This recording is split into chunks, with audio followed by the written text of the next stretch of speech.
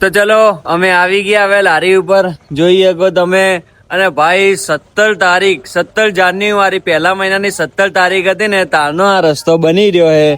આજે તારીખ થઈ 2, લગભગ 16-17 દિવસ થયા, પણ હજી તક આ રસ્તાનું કોઈ નિવારણ આવ્યું નહીં.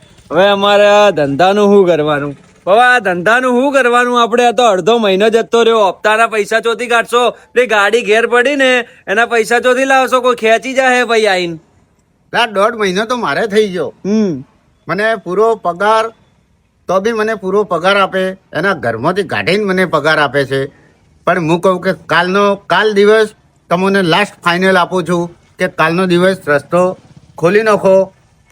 હોમે ચાલુ હોય એ આ મકાથી તમે રસ્તો ખોલી દો.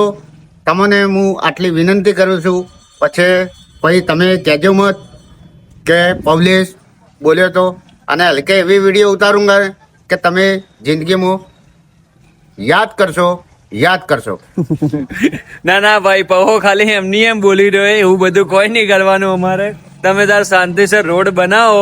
પણ ભાઈ આ બધા ધંધાવાળા આટલેથી છેક ચામુંડા સુધી હે ને, છેક તમને પેલી ત્રણ બત્તી દેખાય ને એટલા સુધી બધી પબ્લિક ખૂબ હેરાન થઈ રહી.